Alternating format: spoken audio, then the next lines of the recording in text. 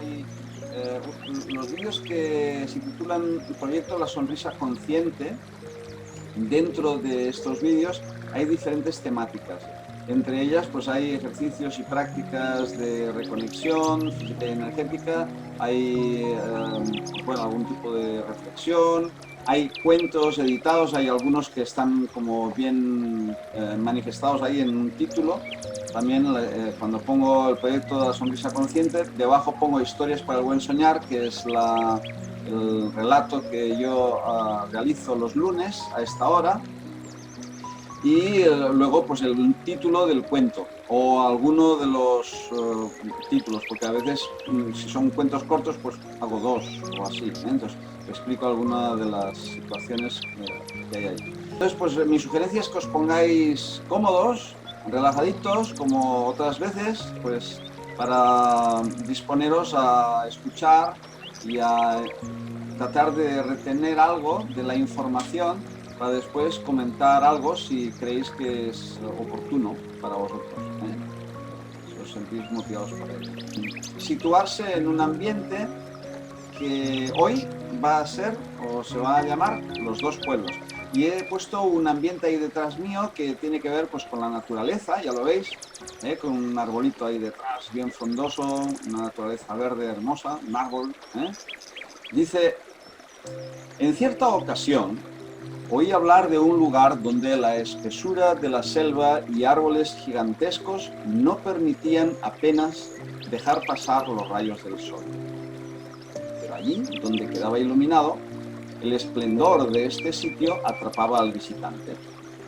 Era un lugar tan bello, lleno de montañas increíbles y exóticas aves, que difícilmente, si alguien pasaba por allí, podía evitar el detenerse y sentir que su alma se ensanchaba y quedara absorto por tanta belleza.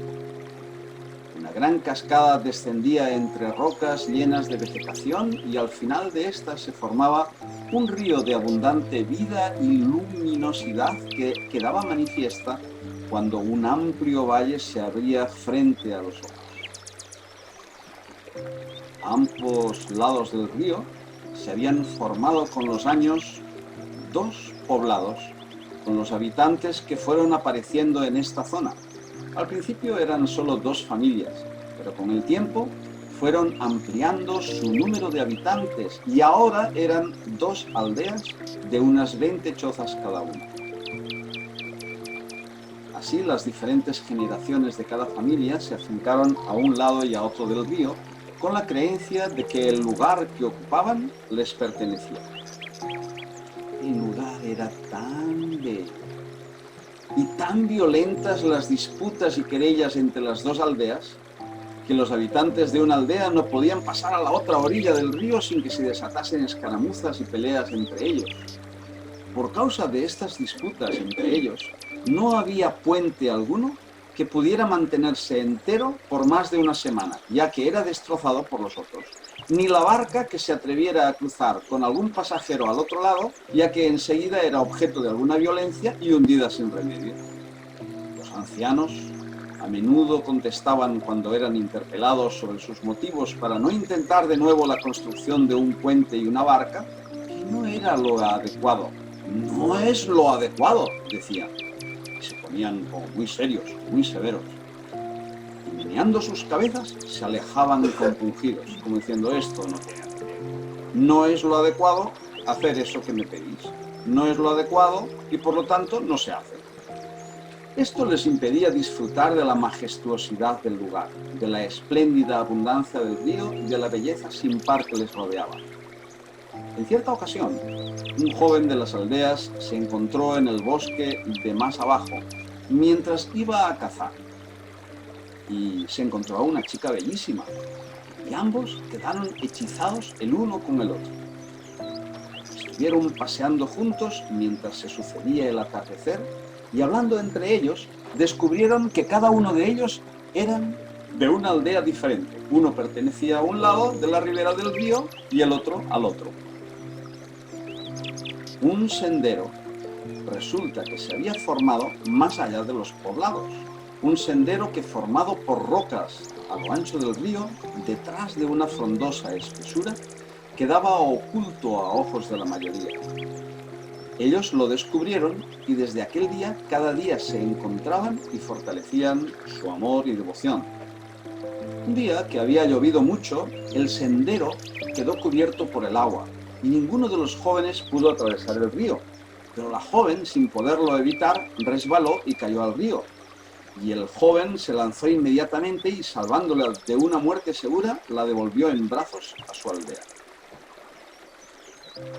Al día siguiente, quisieron aventurarse a proclamar su sentimiento a sus respectivas familias para proponer una vez más un puente y una barca que les permitieran a ellos volver a encontrarse y a todos poder, si lo deseasen, cruzar al otro lado, bien para comerciar o mantener alguna comunicación o fiesta más allá de las disputas habituales. Así que entre los dos se les ocurrió la idea de organizar una competición sana en la que construirían este puente y esta barca entre las dos aldeas. No luchando entre ellos, sino colaborando en hacer entre todos aquello que fuera lo mejor para todos. Una aldea se había especializado en cuerdas, redes, lianas y carpintería, y el otro poblado en forja de hierro y en labrar la piedra. Así que los ancianos de ambas familias accedieron a la voluntad de los jóvenes después de haber observado tan ejemplar conducta entre ellos. Tan pronto como empezó a crearse el puente, se empezó a realizar también la barca. El puente necesitaba piedras para que fuera sólido, lianas, cuerdas y estructuras en forma de red para trasladar la madera y las rocas. Los forjadores crearon verdaderos soportes metálicos imposibles de abatir y clavos para sujetar las maderas, y así una barca extraordinaria empezó a tomar forma. Las aves cantaban melodías que nunca antes habían sido oídas, y los árboles se inclinaban para que el sol no les produjera demasiado calor. En 3 semanas se produjo la culminación de esta proeza. 3 semanas, que en décadas no pudo jamás realizarse y solo se pudo realizar por un simple acto de amor que construyó lo imposible. Un puente ahora permite pasar a los habitantes de un lado y del otro, y cada vez que se encuentran en medio del puente o cruzan el río con la barca, se saludan y se relatan sus experiencias de vida.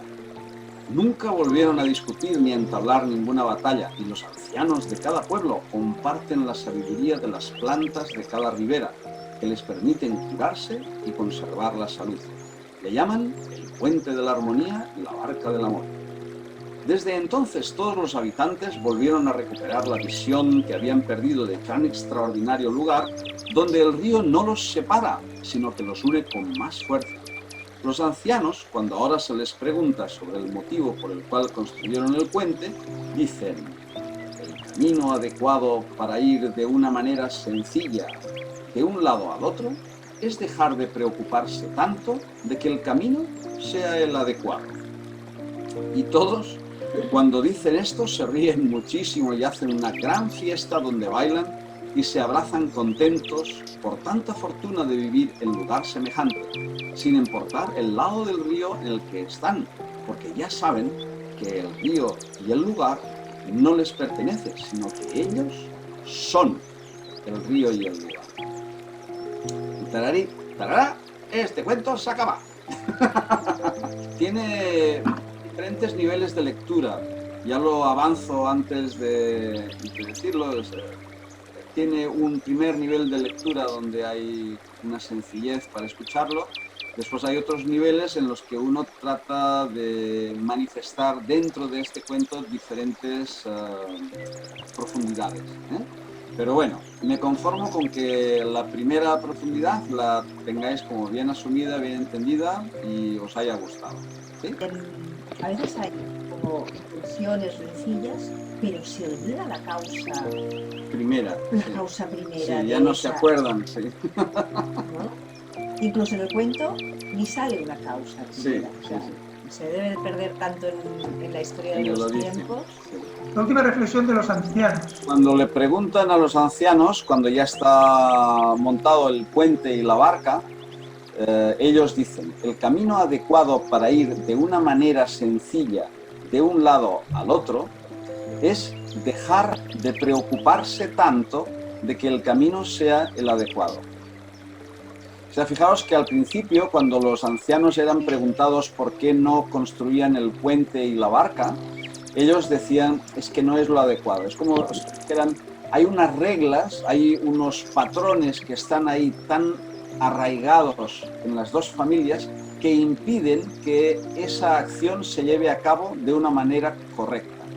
Entonces ellos dicen, como no es lo adecuado, no vamos a hacer nada, porque cada vez que nosotros intentamos hacer algo, pues los otros lo destruyen. O cuando ellos lo van a hacer, también nosotros se lo destruimos. Por lo tanto, nunca es la acción correcta, porque no era el momento oportuno para realizar eso. Pues ellos decían, no es lo adecuado.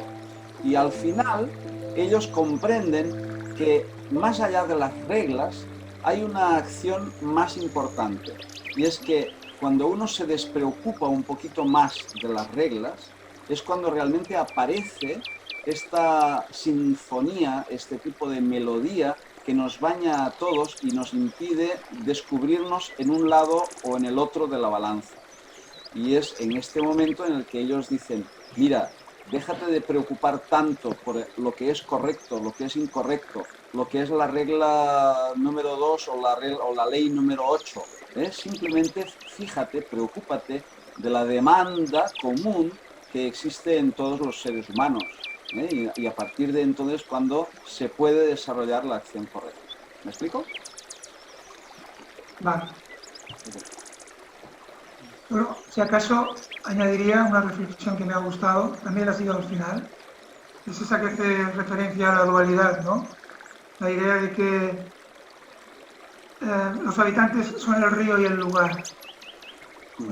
A menudo, continuamente estamos diferenciándonos de todo. Estamos el planeta y nosotros. El otro y uno mismo, el universo, bueno, ya sabéis.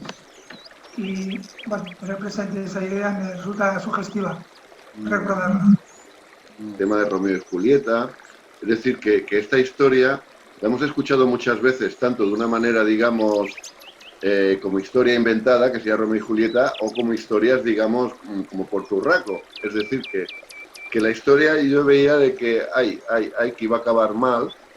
Entonces la sorpresa ha sido de, después de tantos años y tantos años y tantos años, que no hay manera, que no hay manera, entonces, gracias al amor de las dos partes, ¿no? De una pareja de jóvenes de las dos partes, es cuando todos se dan cuenta de que esto hay que cambiar, ¿no? Cuando normalmente, tanto en las historias, digamos, creadas como en la vida real, es lo que termina siendo al final la espurna de la explosión final, ¿no? Cuando dos familias de estas se odian tanto, y ya, vamos, el sumum es que vaya a salir una pareja de ambas familias, ¿no? Entonces la sorpresa de que ahí en ese momento que nace el amor entre dos miembros de las diferentes familias, que eso haga de que, vale, ya está, hasta aquí hemos llegado.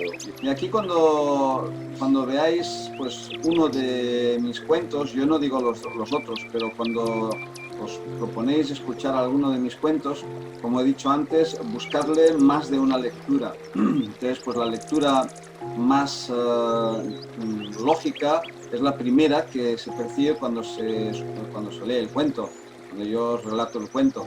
Pues, de dos jóvenes que se aman, entonces son las familias que están uno al lado del río y la otra también, etcétera, etcétera, o sea, todo lo que es el cuento este, ¿no? Pero después uno se puede preguntar, como yo he sugerido a veces en cursos o en talleres míos, pues que alguien se imagine que es como un país o un continente.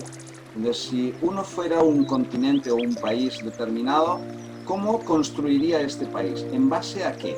Entonces, ¿pondría policía? ¿Pondría políticos? ¿Qué tipo de políticos pondría? ¿Qué tipo de democracia o no democracia? ¿O qué historia haría dentro de sí? ¿Cómo funcionarían los órganos políticos o no o militares o lo que sea, si hubiera? ¿no? O todo sería como anárquico, ¿no? Haced cada uno lo que os dé la gana, como queráis y de la manera que queráis. El ojo se quiere comportar como pie, que se comporte como pie. De cada uno tendría que imaginar un país en sí mismo, ¿sí? Y esta es una propuesta que a veces hago en los talleres, en algunos de los talleres que yo he hecho. Y en este cuento pues es algo semejante. Cuando escucháis el cuento, fijaros que hay dos jóvenes que uno pertenece a un lado del río y el otro pertenece a otro lado del río. Uno es una cualidad masculina y el otro es la cualidad femenina. Y curiosamente se encuentran. Se encuentran porque antes estos estaban separados. Pero no porque lo masculino y lo femenino estuvieran separados, sino porque todas las polaridades están separadas en un principio hasta que nosotros no somos capaces de integrarlas en nosotros. Y lo único que es capaz de integrar las polaridades es este bálsamo, esta esencia que es el amor. Pero el amor no entendido como eso ñoño que nos venden a veces las películas, sino como esa fuerza magnética que opera en todo el universo. Entonces, este amor que hace confluir estas dos polaridades permite, a través de un acto tan simple como que una de esas polaridades vaya a perderse, y entonces el otro trata de salvar, de evitar la muerte de esta polaridad que ha caído al río. Y entonces las dos aldeas se conmueven por tal hecho, ¿no? Entonces, en el momento en el que existe esta conmoción en los dos pueblos, en las dos aldeas, es la rotura de esa experiencia dañina que tenían entre ambas aldeas. Y es simplemente por eso que se ha podido integrar, eso que estaba separado, que se ha podido juntar, y eso es lo que da posibilidad a que el puente se desarrolle y también la barca. Y el agua tiene una analogía muy determinada, y cuando nosotros hablamos de un puente y una barca, porque podríamos haber dicho, o podría haber dicho, me hago responsable, podría haber dicho un puente solo y me quedo ahí, o una barca solo y me quedo ahí. No, pero he dicho un puente y una barca. Y tiene un sentido. El hecho de que vosotros se lo encontréis o no, pues no voy a relataros ahí todos los secretos, pero me interesa también que vosotros reflexionéis por qué hay un puente y hay una barca. Si hay bastante con un puente, ¿cuál es la necesidad de hacer también una barca? Y cuando hay una barca, ¿qué necesidad hay de hacer un puente? Por lo tanto, es investigar sobre que esos dos jóvenes están dentro de nosotros, que evidentemente podríamos haber dicho dos niños, pero claro, dos niños no hubiera quedado muy bien si se amaban.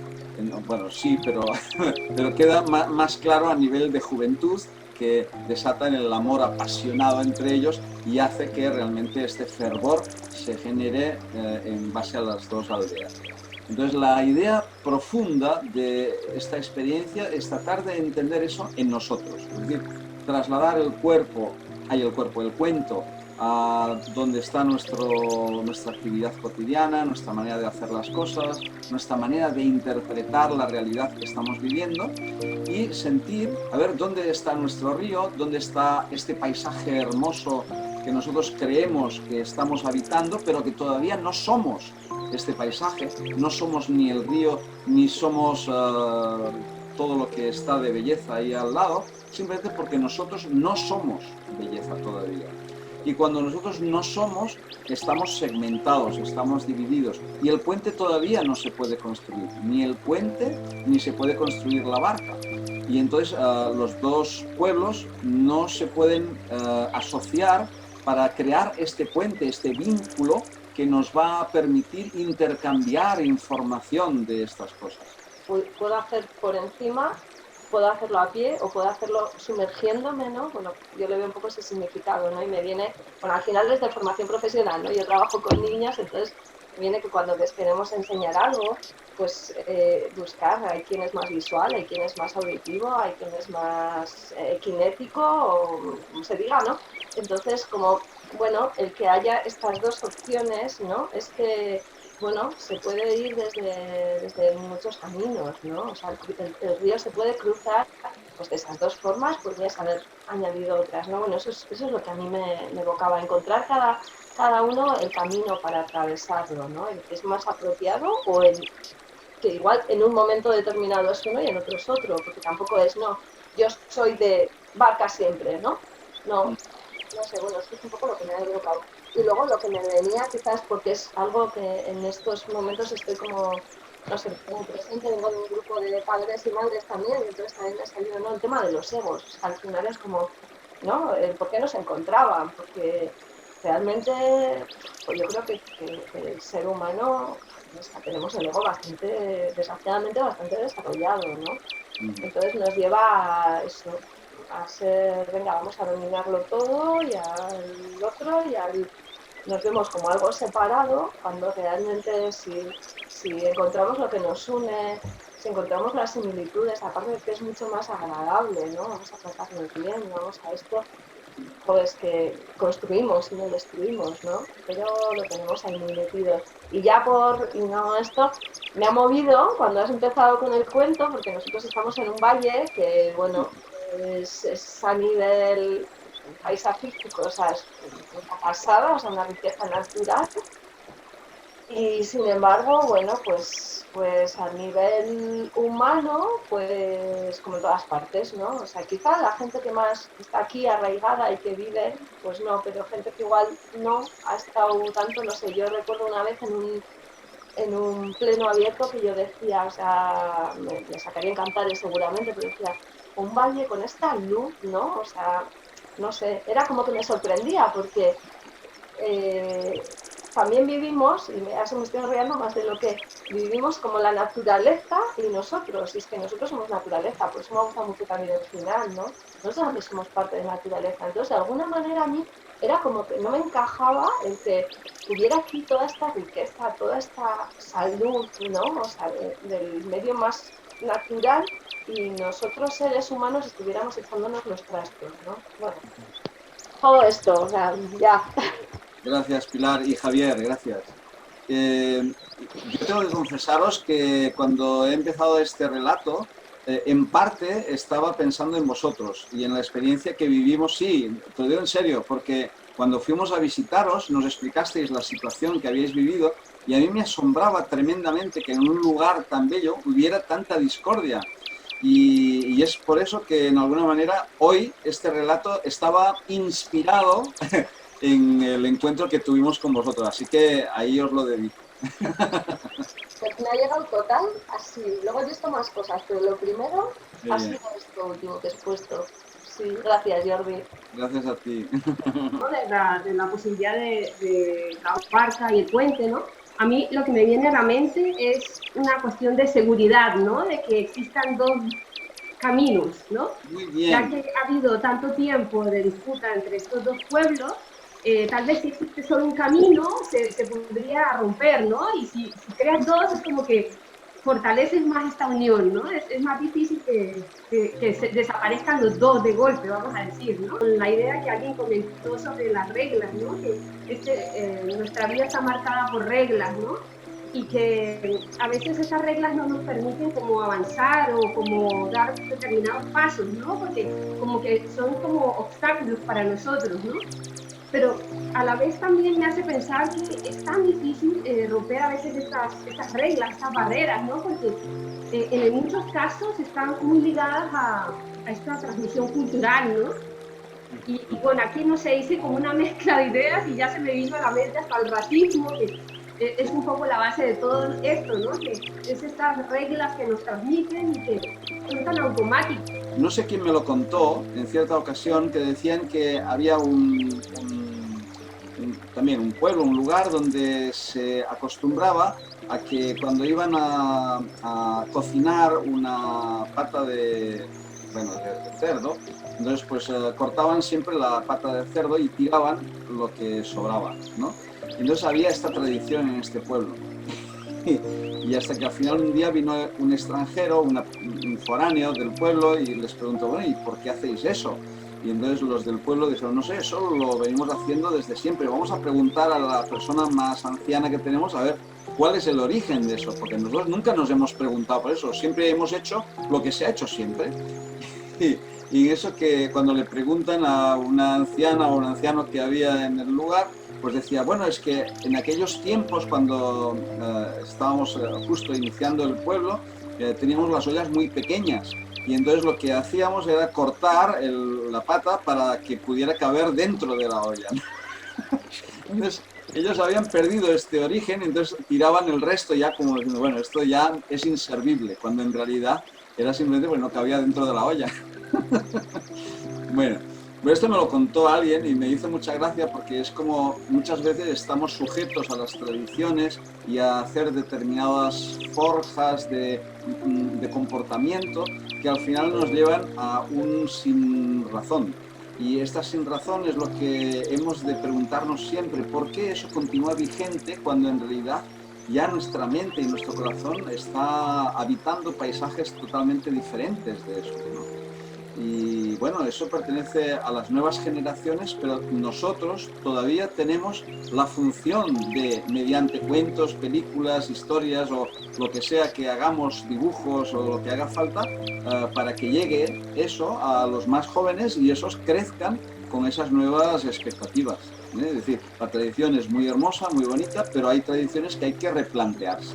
No quiere decir que todas las tradiciones sean malas, pero hay tradiciones que uno debiera decir, bueno, esto está bien para una época, pero ahora ya eso ha cambiado, ¿eh? Lo de la seguridad de los dos objetos, eso es verdad. O sea, yo había puesto esto como una de las lecturas. Es decir, cuando las dos aldeas se confabulan positivamente para que las aptitudes de cada una de estas aldeas, que unos son pues que trabajan la cuerda, otros la madera, otros trabajan el hierro, otros trabajan la roca, entonces puedan unirse en un trabajo común, en una experiencia común, tanto de lo que es el puente, tanto como es la barca. ¿Y por qué el puente y por qué la barca? Pues precisamente por eso, porque en un momento dado el puente se puede hundir por una tormenta, pero puede mantenerse la barca. O al contrario, la barca se puede hundir, pero puede quedarse el puente. Y como las dos aldeas han participado en la experiencia de los dos objetos que pertenecen a las dos comunidades, entonces los dos pueden sentirse que están afianzados y que pueden seguir traspasando el río de un lado a otro. El hecho de que haya una cascada, o sea, ¿de dónde viene el río? Viene de una gran cascada y viene de la frondosidad de un bosque en el que hay una gran belleza, pero hay una cascada que viene de lo alto y eso es algo también muy importante. Y después este río está lleno de abundancia, de luminosidad, lo cual quiere decir que esta cascada que viene de lo alto produce y permite también una profundidad en el río. Por eso la chica está a punto de ahogarse, está a punto de perecer por causa de esta profundidad.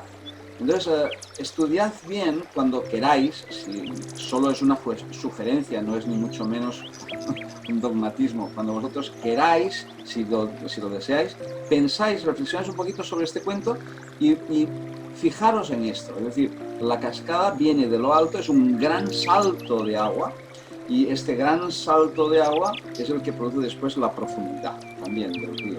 Y hay un valle abajo y en este valle es donde se establecen los dos pueblos.